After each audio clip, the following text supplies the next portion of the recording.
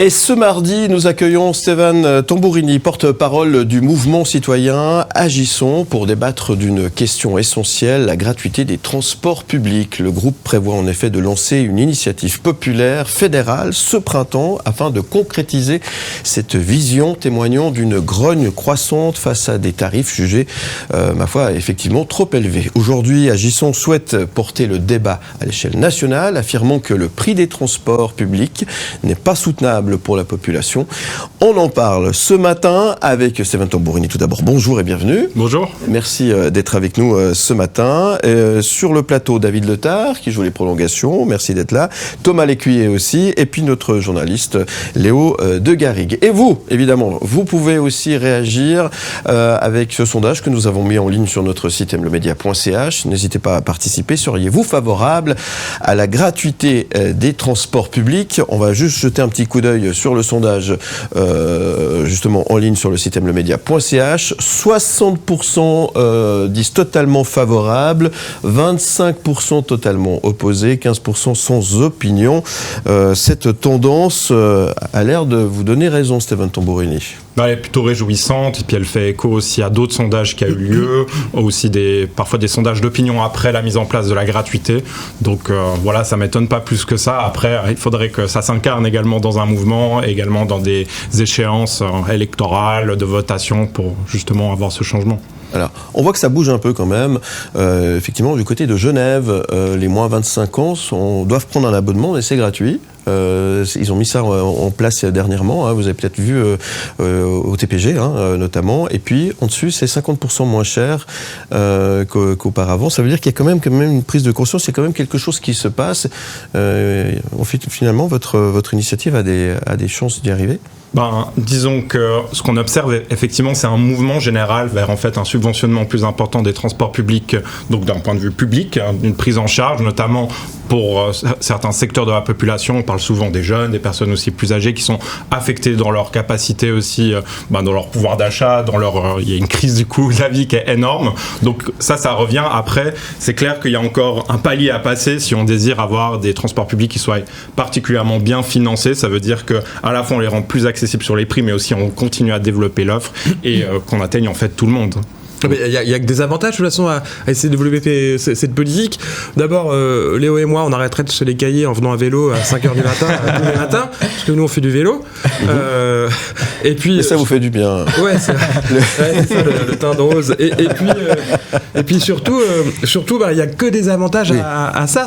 Ça améliore la mobilité, ça réduit les embouteillages, parce qu'à partir du moment où il y a moins de personnes, parce que souvent les personnes disent mais moi je prends la voiture parce que ça me coûte moins cher pour mes trajets quotidiens que de payer un abo de bus ou un abo de transport, etc. Donc libérer de la place sur les routes, fluidifier la circulation, permettre aux gens d'accéder à ces transports-là à des coûts moindres, voire gratuits, c'est que du bénéf. Mais est-ce que les vélos, ça fluidifie vraiment la circulation avec les pistes cyclables? Ça ne sera pas le débat du jour, mais ça sera un sujet d'une prochaine émission. Ça complique aussi, ça complique les choses. Est-ce qu'il y a vraiment que des avantages? Alors, ce qu'il faut être clair, c'est que derrière les avantages qu'on suppose, il y a effectivement un coût, donc une politique qu'il faut assumer. C'est-à-dire que quand on parle de gratuité, c'est la gratuité d'usage. Ça veut dire qu'on le finance de manière publique. Donc, entre guillemets, il n'y a pas des avantages pour tout le monde, parce qu'il y a aussi des gens qui vont financer ça comme un service public de manière conséquente. On en est conscient. C'est aussi, on va dire, le pacte d'une société de faire que ces services publics essentiels répondent à des besoins urgents. On pense que, en tout cas, celui des transports publics, c'est le cas. Ouais. Après, on peut débattre également de est-ce que la gratuité, ça suffit? Évidemment, c'est une mesure qui permet d'incarner un changement, d'avoir quelque chose de positif, d'avoir des vrais résultats, mais c'est clair qu'il y a toute une série de mesures également supplémentaires qu'il va falloir prendre. Donc, c'est pas l'alpha et l'oméga. Et après, on pourrait lister aussi parfois les contre-arguments qu'on nous a. On va dire la gratuité, c'est aussi enlever de l'argent au transport en commun, donc on va développer moins la desserte. Alors, c'est en partie vrai, en partie faux. Ça veut dire que si effectivement on n'a pas des financements importants publics qui sont mis en plus, oui, il peut y avoir effectivement des contre-coups. On a parfois aussi d'autres arguments. On dit oui, mais alors, en fait, ce qui est gratuit n'a pas de valeur, ou alors les conditions de travail pour le personnel va se dégrader. La qualité va baisser. C'est pas forcément ce qu'on constate partout. Et ce qu'il faut observer, c'est que, en gros, ça dépend de différents facteurs. Pour donner une anecdote, à Dunkerque, les salariés des transports en commun sont actuellement en grève. Pourquoi ? Pour demander plus d'investissement. Et alors ça a été repris par plein de gens qui disaient, bon, vous voyez, c'est la preuve que la gratuité, ça fonctionne pas, etc. Et vous avez un des salariés qui a déclaré: je suis si fier qu'on ait la gratuité et moi je me bats aujourd'hui pour avoir des investissements supplémentaires parce qu'on se rend compte que ça répond à des besoins. Donc voilà, c'est une situation après qui peut être multiple et qui s'adapte selon les situations. Le n'est pas d'accord. Moi je suis pour le moment, je suis totalement opposé en fait à ce que j'entends. Pourquoi ? C'est très simple. Je me rends compte à quelle sauce on va être mangé. J'aimerais y croire, mais pour moi c'est utopique. J'aimerais y croire. 300 millions dans le canton de Vaud, 300 millions faudrait trouver. Qui va payer à un moment donné cette facture ? Moi, si je vois mon porte-monnaie, j'en ai marre de payer comme je paye encore aujourd'hui les impôts. Je suis content de payer mes impôts, d'accord ? Mais je sais que je vais me faire avoir, vous allez vous faire avoir on va se faire avoir de toute manière à un moment donné, par une répercussion, par les impôts ou autres. Alors, et le pire, c'est qu'on paye déjà aujourd'hui. On paye déjà, justement. Ouais. Donc, il y a des charges, le contribuable devra passer à la caisse, et moi, franchement, je dis non merci. De toute façon, c'est tellement cher pour les... Alors, il y a une autre... Permettez-moi de dire encore, Luxembourg a essayé en 2020, c'est le premier pays qui a essayé la gratuité, ça se passe plutôt bien. Il y a une autre alternative, c'est l'Allemagne, qui a essayé justement de faire le 9 € par mois, sauf erreur, pour avoir une semi-gratuité des transports publics. Peut-être plus dans cette voie-là, mais pour moi, je me demande à quelle sauce on va être mangé. On pourra se mettre d'accord, si on trouve un compromis de ce point de vue-là, c'est aussi le but d'une initiative, c'est de mettre le sujet sur la table et ensuite de pouvoir aussi négocier tout ça. Je pense que c'est une vraie question. Alors, en ce qui concerne les usagères des transports en commun d'aujourd'hui ou de demain, ils seront 99% d'entre eux gagnants. Ça, faut être très clair parce qu'aujourd'hui, les prix des transports, en fait, il est complètement régressif pour les gens qui utilisent en fait déjà les transports en commun. Et dans un système libéral, normalement, on voudrait également faire que finalement les bons comportements soient, on va dire, bien accompagnés, pas qu'en négatif, mais en positif. Or, les transports en commun, c'est pas vraiment le cas. Et ce qu'il faut être aussi clair, c'est que, par exemple, on les paye, vous l'avez dit, par les impôts, par les différentes taxes, donc c'est le budget de la Confédération qui le paye, mais il y a énormément de gens qui sont exclus aujourd'hui des transports en commun en raison du... Et pourtant, ils le payent, cette infrastructure. Donc comment est-ce qu'on fait pour optimiser aussi cette infrastructure, faire que plus de gens le prennent également ? Léo de Garrigue. Oui, et par rapport à ce que disait David, c'est une question aussi peut-être de répartition des coûts. Moi, je suis d'une génération où, à mon âge, on n'a pas un pouvoir d'achat gigantesque, c'est dur d'avoir une voiture, on n'a pas tous le permis également. C'est souvent le choix entre voiture et transport. Et quand le transport est un tarif fixe, on n'a pas le choix, on paye ce tarif-là et ça avantagerait.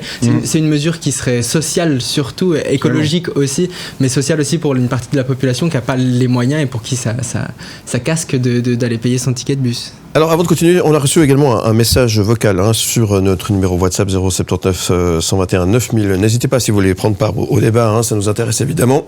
Et nous avons reçu le message de Marie de Lausanne. Je pense dans le monde dans lequel on est, où on essaye de promouvoir un maximum l'écologie, les transports publics, etc. Je pense qu'effectivement il y a quelque chose à faire concernant le prix, en tout cas, des transports qui est plutôt à chaque fois en train d'augmenter que de diminuer. Le fait que ce soit gratuit ou en tout cas à bas prix va davantage encourager. J'ai déjà entendu des gens qui disaient mais en fait ça nous coûtera moins cher d'être 4 dans une voiture plutôt que de prendre le train pour aller à tel endroit parce qu'on n'a pas le demi-tarif, etc. Puis sur certains voyages et comme ça, ça peut devenir vite un budget que de prendre les transports. Voilà. Ouais, que répondre à ça, Stéphane Tomborini ? C'est QFD, j'ai envie de dire. Non, mais pour dire, l'autre jour avec mon papa, qui est aussi un automobiliste, on regardait le prix que c'était entre Madrid et puis Alicante, où j'étais actuellement en vacances. Ça coûtait 20 € pour faire, en fait, ce bout de chemin. Et on a comparé en Suisse à quoi ça correspondait. Ça correspondait à Saint-Gall, Lausanne-Saint-Gall. Et quand on différenciait les prix, pour aller à Saint-Gall, c'était 96 francs l'aller. Si vous voulez le retour, 200 francs, et si vous y allez à 4, c'est 800 francs. Donc autant dire que là, c'est CQFD, on prend la voiture. Ouais. Alors justement, c'est hyper intéressant ce que vient de dire Steven, parce que c'est un des leviers qu'on pourrait actionner, que les pouvoirs publics pourraient actionner. C'est aussi de faire des économies pour les transports. Pourquoi c'est aussi peu cher de prendre les compagnies low cost ? Parce qu'il y a une politique de défiscalisation, par exemple, des énergies. Les compagnies aériennes, elles ne payent pas de TVA sur l'essence, sur le kérosène. kérosène. Elles ne payent pas leurs énergies, elles sont défiscalisées, les énergies. Imaginez que les compagnies de bus, de train n'aient pas à payer de TVA sur leurs énergies. Bah déjà, elles économiseraient des millions. Imaginez qu'elles n'aient pas à payer ou qu'elles aient moins à payer les parkings ou les espaces qu'elles utilisent pour entreposer leur matériel. Enfin voilà, c'est une volonté politique. L'avion coûte pas cher parce que c'est méga subventionné par les États, parce que c'est défiscalisé au maximum. Si on faisait pareil pour les transports publics, ça coûterait beaucoup moins cher et donc il y aurait plus 300 millions à trouver, mais il y aurait peut-être que 100 millions à trouver, par exemple, déjà, pour financer ça, ce que vous disiez, David, tout à l'heure. Donc c'est avant tout une volonté politique. Face à cette vraie question où il y a une surcharge de trafic, il y a trop de voitures, on le voit bien, la seule solution pour inciter les gens à utiliser les transports publics, c'est la gratuité. Mais est-ce que c'est la seule solution ?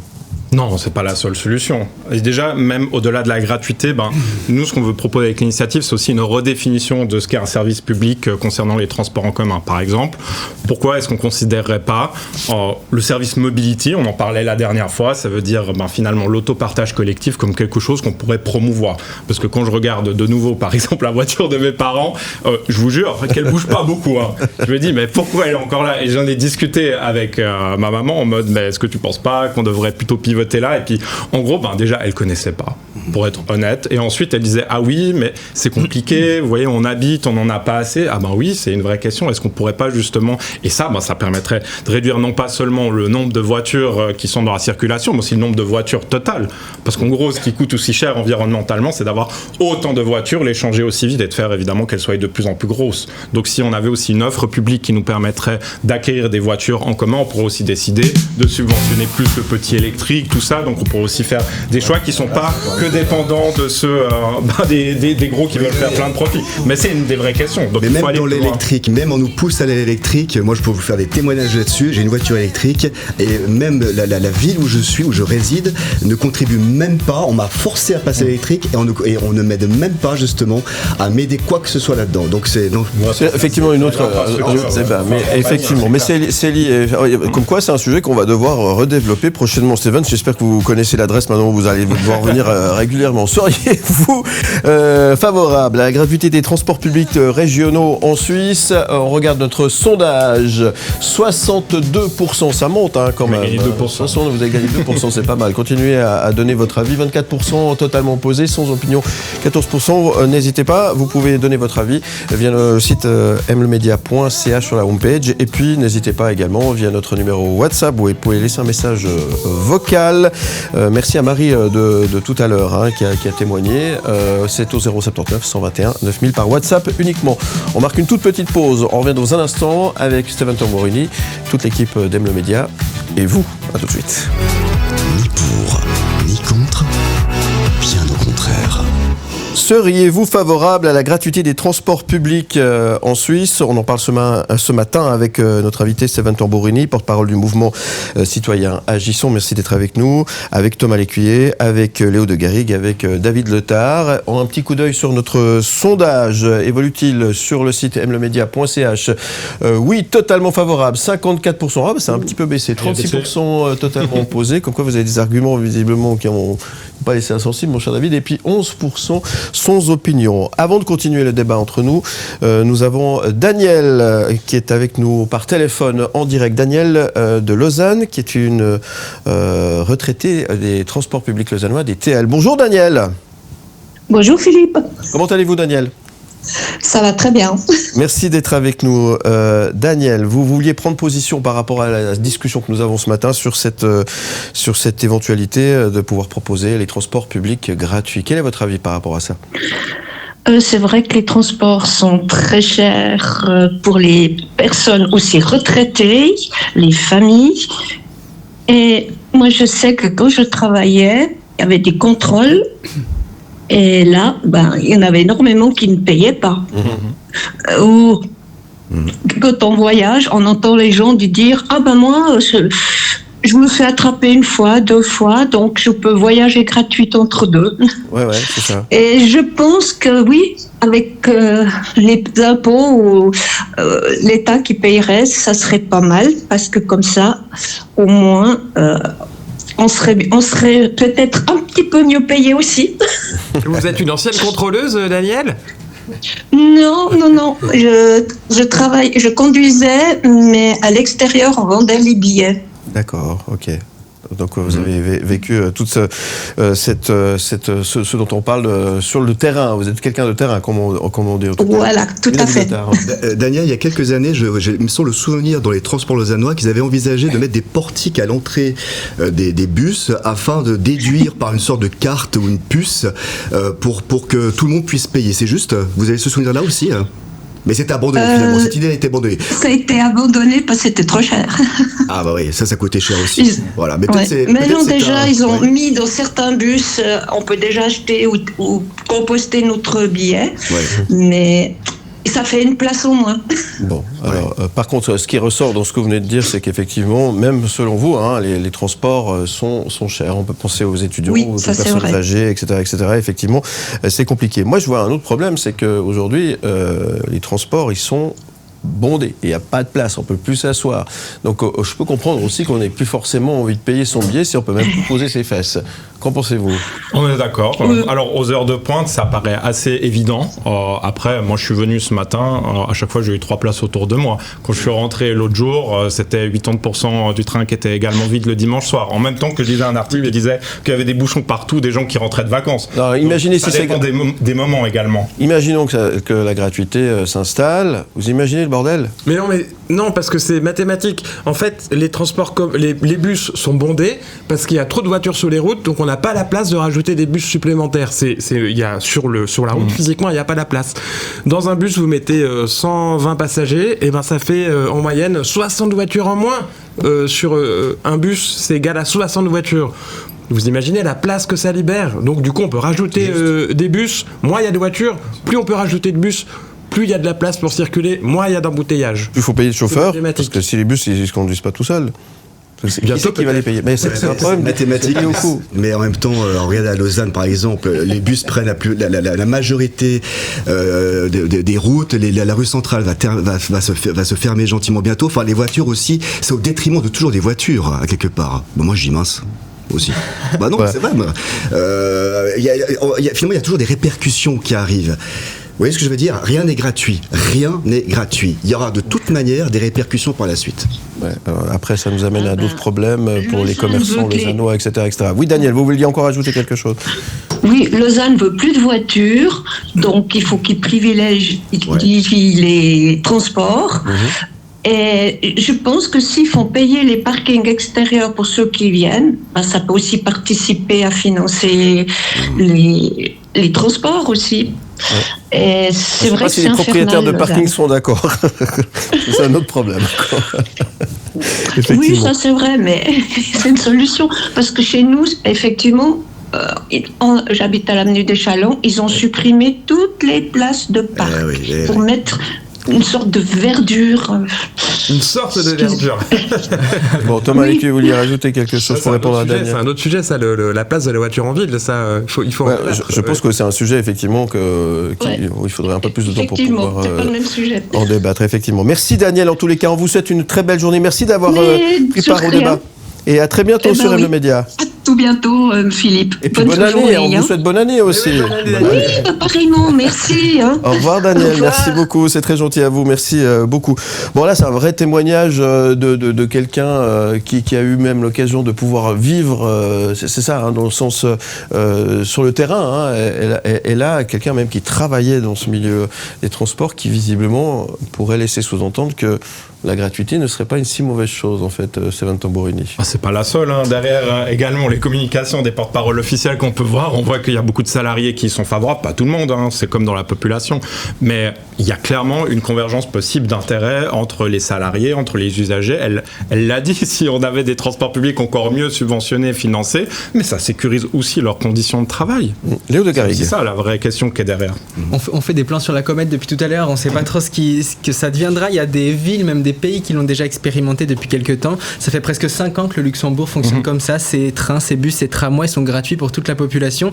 Et il y a un peu plus d'1 an, Montpellier devenait en France la plus grande métropole européenne à mettre en œuvre la gratuité totale pour tous ses habitants. En 1 an, le bilan vient d'être établi. Fréquentation des transports en hausse de 24%, hausse de l'utilisation journalière des vélos aussi à hauteur de 16-17%. Montpellier a l'air de se réjouir. C'est un exemple peut-être... Alors forcément, il y a des choses qu'on ne pourra pas calquer, mais c'est un exemple intéressant. C'est chouette et intéressant de voir d'autres villes faire comme ça aussi. Absolument, j'y étais en plus ce dimanche. Et le dimanche, il y avait énormément de gens sur la plage et manger. Je voyais justement les trams passer. Ils n'étaient pas tous bondés, mais il y avait beaucoup de monde et c'était joyeux. Franchement, ça me donne envie quand je vois ça de dire allons dans cette direction. Et je trouve aussi super ces chiffres parce qu'on voit qu'aussi il n'y a pas de contradiction directe entre certaines formes de mobilité. Des fois on disait mais la gratuité ça va faire que tous les piétons, tous les vélos vont rentrer dedans, ça va être ingérable. C'est pas ce qu'on constate. Ce qu'on constate c'est qu'en fait ça augmente la mobilité des gens, la multimodalité et même des gens qui étaient contraints de faire des trajets à pied très durs, en fait ils utilisent le temps de transport public pour en fait se reposer. Mais ça c'est génial. Mais à quelle sauce ils vont être mangés par la suite? Moi, c'est juste ça, en fait, ma question. Est-ce que une année plus tard, au niveau des impôts, ça va augmenter? C'est juste ça. Parce que si c'est pour diminuer là et finalement augmenter de l'autre côté, c'est pas le but. Bon, c'est un modèle viable qui existe déjà dans d'autres pays. On l'a dit, ça fonctionne. Est-ce que c'est viable? Quel constat est fait finalement depuis que ces pays ont mis en place, je crois qu'on a parlé des pays scandinaves notamment, depuis qu'ils ont mis en place, quel constat est fait? En tout cas, parce que nous on n'a pas le recul. Bien sûr. En tout cas, c'est viable. C'est-à-dire qu'il n'y a pas d'effondrement du système immédiat. Après, ce qui est clair, c'est qu'il faut faire des expériences. Il faut aussi constater, ajuster. C'est-à-dire qu'on pourrait aussi très bien aller dans la gratuité et ensuite faire un pas en arrière ou pas un pas en arrière, mais un pas de côté en remettant, je sais pas, un abonnement à 60. En fait, il faut essayer des choses. Parce que si on n'essaye rien, de toute manière, on n'aura rien. Après, c'est clair, il faut pas mentir aux gens. La gratuité, en Romandie, c'est plus ou moins estimé à un peu moins d'1 milliard par année. Au total, en Suisse, ce serait à peu près ce qu'on a payé pour la 13e rente AVS. Moi, personnellement, je pense que c'est quelque chose qu'on peut aller de l'avant. Et c'est clair qu'ensuite, il y a des modalités de financement. Et c'est une des discussions qu'on veut avoir. Ça veut dire qui c'est qui doit le financer? Est-ce que c'est nos cotisations salariales? Est-ce que c'est les grandes entreprises qui doivent mettre un peu plus au pot commun? Combien est-ce qu'on va aussi économiser si on fait la gratuité totale sur les coûts des infrastructures? On disait là, ça coûte trop cher, on a abonné de l'idée, pas ça nous coûtait cher. Oui, le système coûte aussi cher à plusieurs niveaux. Donc voilà, il faut qu'on calcule cet ensemble. Et puis, je rappelle que le système actuellement est totalement injuste sur les usagers et usagères. C'est le constat, et ça, c'est le statu quo. La suite, c'est quoi? C'est ce printemps, vous montez à Berne en train pour aller au Palais fédéral, pour aller rencontrer ces sages qui vont peut-être prendre la peine de vous écouter. Il y a du travail. Là, on discute chaque semaine. On va faire une proposition à notre Assemblée Générale du 4 février pour justement quel est le projet qu'on veut constituer. Et après, effectivement, la Chancellerie fédérale va devoir ensuite regarder notre texte d'initiative. Et nous, on a cet espoir de pouvoir le lancer justement au printemps. Et ensuite, on est parti sur 18 mois de récolte. Et du coup, on est dans une phase de préparation, de soutien, d'avoir des bénévoles, de se financer, d'approcher aussi déjà des décideurs, des politiques, tout ça. Donc, gros travail de préparation à faire en commun. Donc on pourrait voter dans quelques années sur cette... Dans quelques années, ou obtenir un contre-projet, un direct, une loi d'application. Donc.